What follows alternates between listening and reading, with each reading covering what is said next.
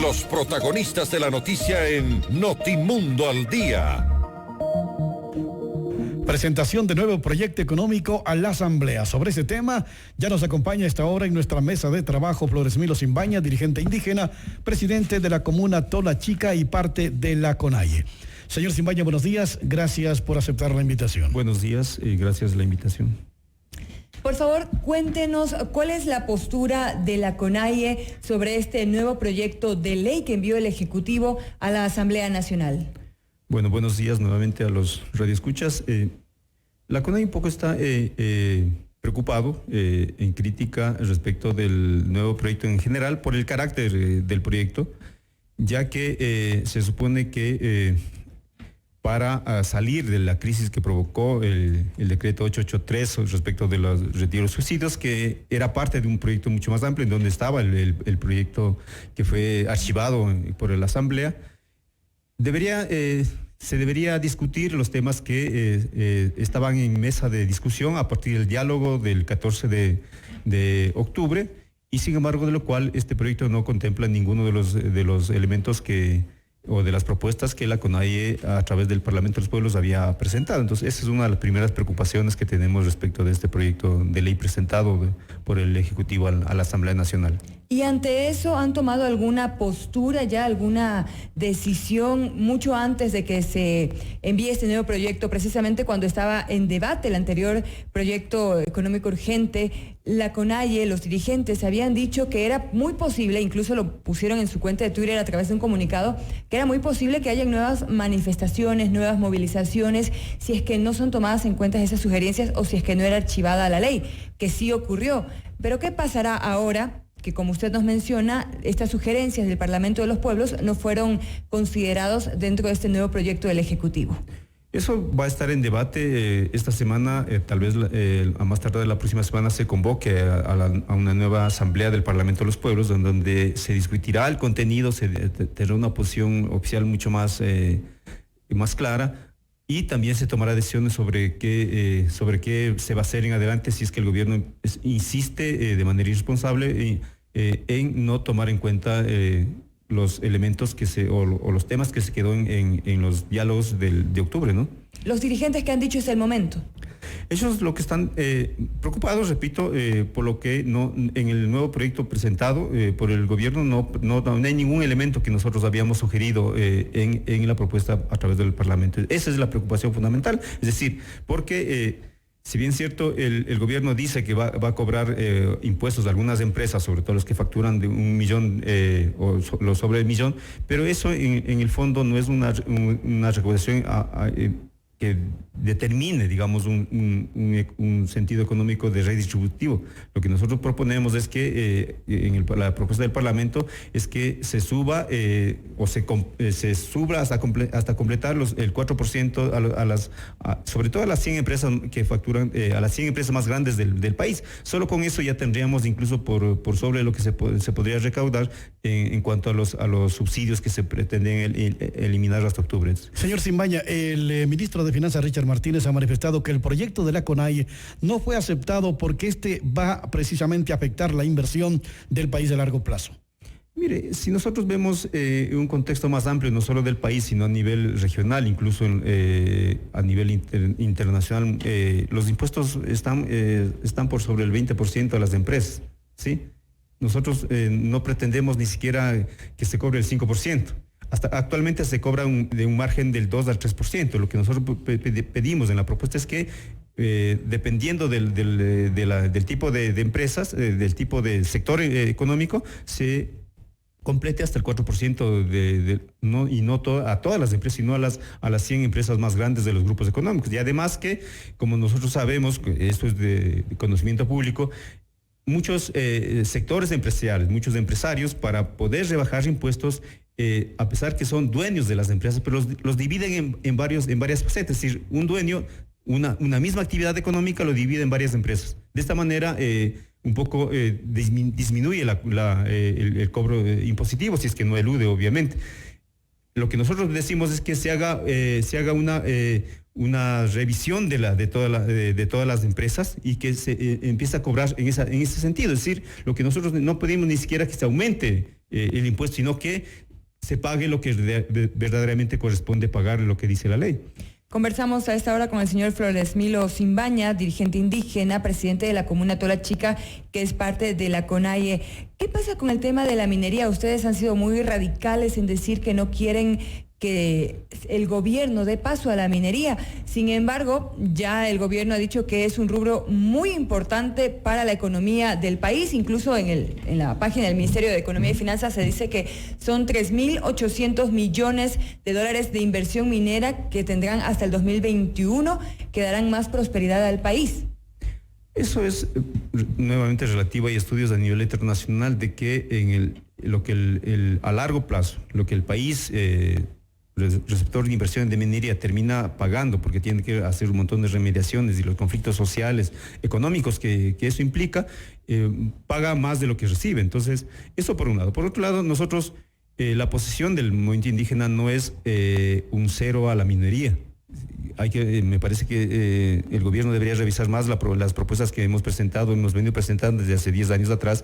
Lo que nosotros decimos es que no a la minería a cielo abierto y a gran escala. Entonces, en ese sentido, habría que pensar en la propuesta que nosotros hemos presentado. Y además, no simplemente decimos un no a la minería. Lo que decimos es que cuáles son las salidas económicas, tanto para fortalecer las economías locales, ¿sí? Como el caso de Zamora, como estamos viendo, se ha estimulado la economía, sobre todo el cacao y la industrialización del cacao, y eso ha dado buenos resultados, ha tenido fuertes impactos sociales de elevación económica del sector, pero también contribuye a nivel nacional. Entonces, no es un no a secas. ¿Por qué no a cielo abierto y a gran escala?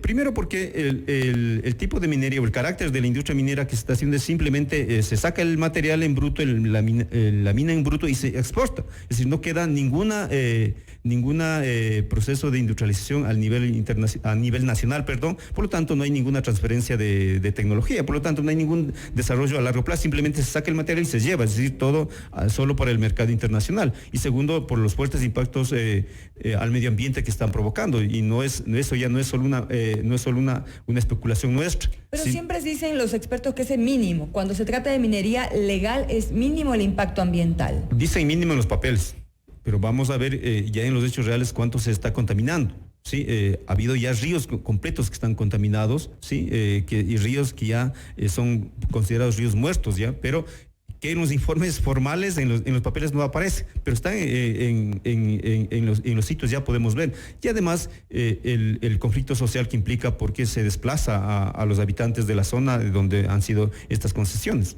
Entonces, todo ese tipo de conflictos nosotros consideramos de que a largo plazo es más lo que la afectación que lo que se recibe. Señor Simbaña, ¿ustedes creen que el nuevo documento mantiene un espíritu solidario para que quienes más tienen aporten para asegurar la protección social de los que menos tienen? Digamos, el único tema que se podría tomar como lo que usted dice, como un sentido de redistributivo, es el cobro del 0,1% a los que facturan más de $1 millón. Pero eso no representa mayor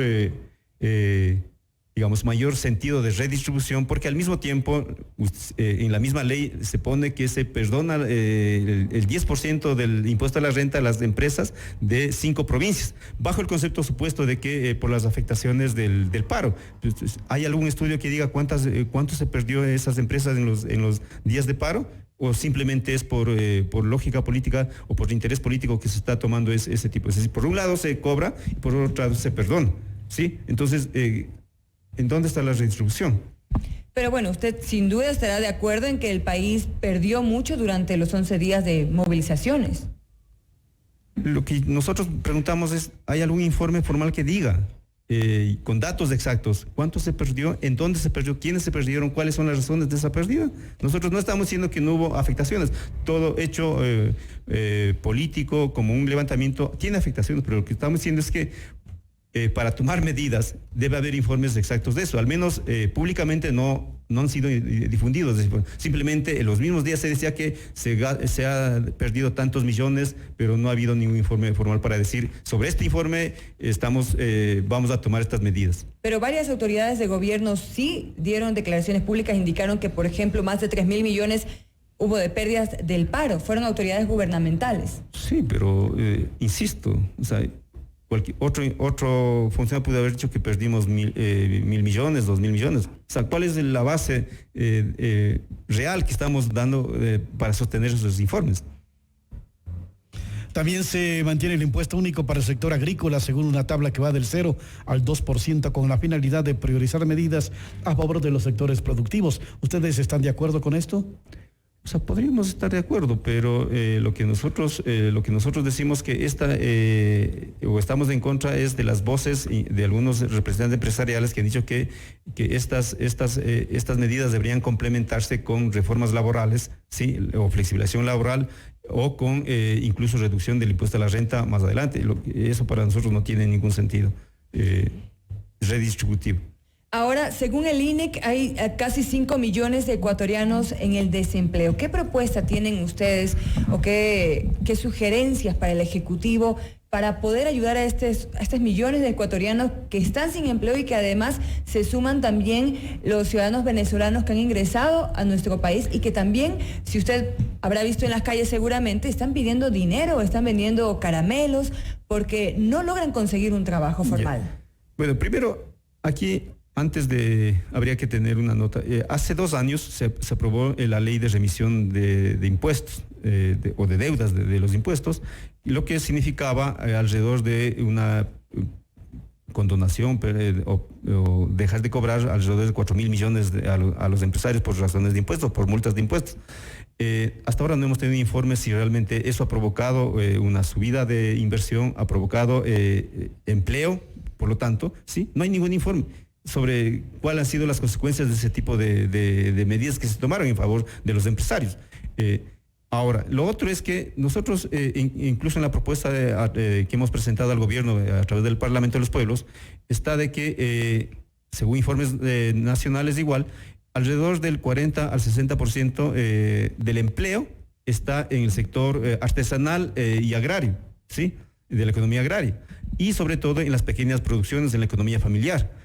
Por eso nosotros lo que decimos en la propuesta se hace énfasis en que los sectores que deben ser atendidos son estos sectores, el sector artesanal y el sector agrícola, no en los sectores industriales. No estamos diciendo que no les atiendan o que se les afecte, simplemente que se debería tener prioridad a estos sectores, es decir, a las pequeñas economías que estamos manejando la mayoría de los ecuatorianos y que absorbe ese mano de obra que está en desempleo en este momento. Pero la falta de empleo no es solo en estos sectores, es a nivel nacional. Son 5 millones de personas que no cuentan con un trabajo formal. Por eso digo, se piensa mucho en la inversión internacional, se piensa mucho en el sector industrial urbano, digamos, no estamos diciendo que no se atienda a estos sectores. Lo que estamos diciendo es que, pero el sector que más absorbe mano de obra, por estudios técnicos que dice que alrededor entre el 40 y el 60% absorbe este sector mano de obra, sin embargo este sector es el menos atendido. El sector agrario, en los 10 años del gobierno pasado y los 2 que va ahora, no hay ninguna política agraria alrededor para estimular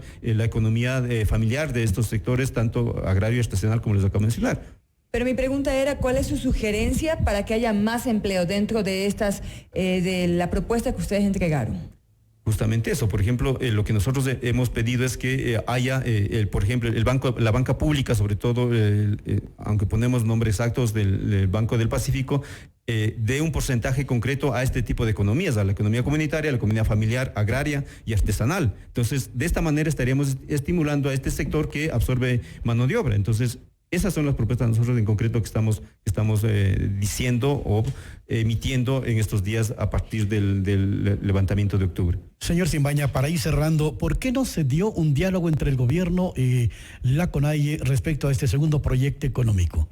Eso ya más bien habría que preguntarle al gobierno. Nosotros, como le consta a toda la ciudadanía, nos elaboramos un proyecto en base a una discusión, ¿sí? Presentamos a los mediadores, es decir, a la Iglesia y al representante de las Naciones Unidas aquí en el Ecuador, presentamos nuestra propuesta alternativa. Sin embargo, de lo cual hasta ahora no tenemos ni siquiera el acuso de recibido del gobierno. Pero no hubo un contacto directo con el gobierno. Es que estamos en un proceso de diálogo. Ese diálogo está mediado por estos 2 sectores. Por lo tanto, la propuesta teníamos que presentar a ese sector mediador. hemos presentado y hemos hecho un llamado. Cuando hicimos la presentación dijimos, el gobierno aquí, nosotros responsablemente hemos presentado la propuesta. Es hora de sentarnos a discutir para sacar una propuesta de conjunto, de consenso, pero hasta ahora no hemos tenido, repito, ni siquiera el acuso de recibido por parte del gobierno. Sin embargo, lo cual ya tenemos esta propuesta que ha presentado el proyecto de ley, que no toma ningún elemento de la propuesta nuestra. Por lo tanto, sí, a nosotros nos parece por un lado irresponsable, pero por otro lado también nos da prueba de que el gobierno no le interesa en ningún momento conversar con los sectores productivos, estos niveles de productivos que estamos hablando. Solo conversa con los empresariados altos, pero no con el pequeño y mediano productor.